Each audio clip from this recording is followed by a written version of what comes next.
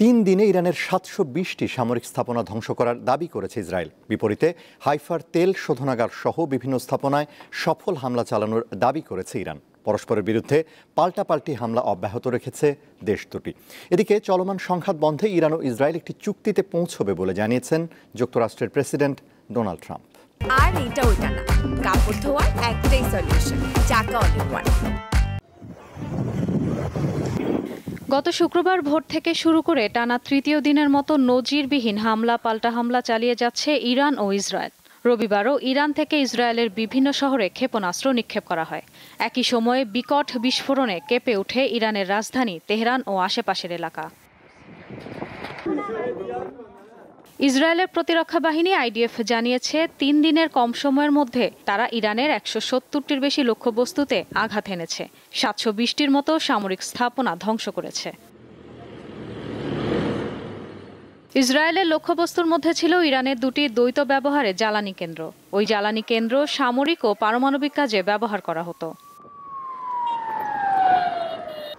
অন্যদিকে ইরানের হামলায় ইসরায়েলের উত্তরাঞ্চলীয় শহর হাইফার একটি তেল শোধনাগার ও রেহফতে অবস্থিত ইসরায়েলের বিশ্বখ্যাত বিশ্ববিদ্যালয় ওয়াইজম্যান ইনস্টিটিউটের ক্ষয়ক্ষতি হয়েছে।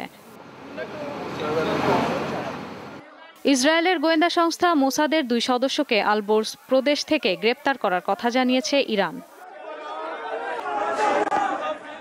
এদিকে ইসরায়েলের সামরিক হামলায় যুক্তরাষ্ট্র সহায়তা করেছে বলে প্রমাণ পাওয়ার কথা জানিয়েছেন ইরানের পররাষ্ট্রমন্ত্রী আব্বাস আরাকচি। তবে ইসরায়েল হামলা বন্ধ করলে ইরানও হামলা থামাবে বলে জানান তিনি।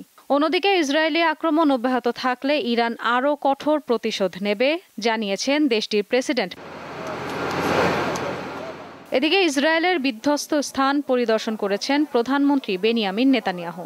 সেখানে বেসামরিক নাগরিকদের হত্যার জন্য ইরানকে খুবই চড়া মূল্য দিতে হবে বলে হুঁশিয়ারি দেন তিনি। চলমান সংঘাত বন্ধে ইরান ও ইসরায়েল একটি চুক্তিতে পৌঁছাবে বলে জানিয়েছেন মার্কিন প্রেসিডেন্ট ডোনাল্ড ট্রাম্প।